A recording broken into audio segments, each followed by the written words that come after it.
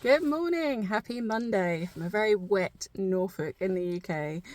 I am coming on to just give us a kind of energy update for the week ahead, for the month ahead, because as yesterday, which was, what date was that? I have no idea. Let's have a look. 22nd of September, we had the autumn equinox. So this literally means that the sun moved into the sign of Libra and we had equal levels of day and night, equal levels of light. That is what a lot of astrology is about. It's about the light levels at the time of the year, which is such a great image. If you can get that kind of stuck into your mind and kind of ruminate over it, it makes so much sense. This time of the year, the light levels are diminishing. We're moving into that very kind of introspective winter period, as opposed to the spring equinox, which is when the sun moves into the sign of Aries, when we've got light increasing and we're moving into those summer months. We've got more daylight hours. We can be more active, much more solar instead of lunar.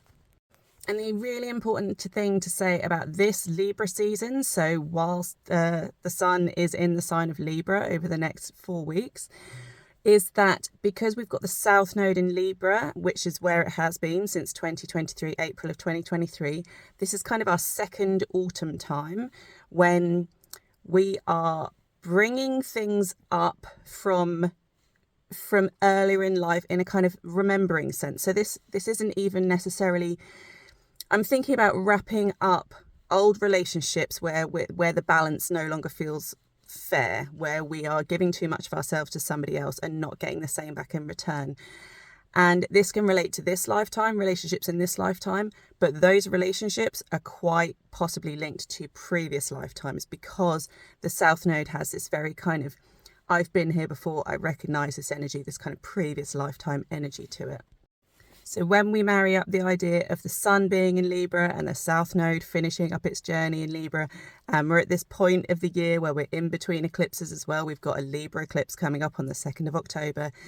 There's lots of remembering. It's very lunar. We are reflecting, remembering. We're potentially wrapping up relationships or we're learning to kind of advocate for ourselves in those relationships in that very kind of North Node in Aries, which is opposite the sign of Libra. That's where the compulsion has been for 18 months. But there is wisdom and clarity to come from the South Node. Yes, there can be an energy of feeling slightly tired and diminished and like, oh, I can't do this anymore. But there's also some wisdom in there. So listen to your wisdom, listen to your spirit guides, listen to the universal messages that are being shown to us on a myriad, like multiple day way, because those messages are out there. We just need to see them and hear them.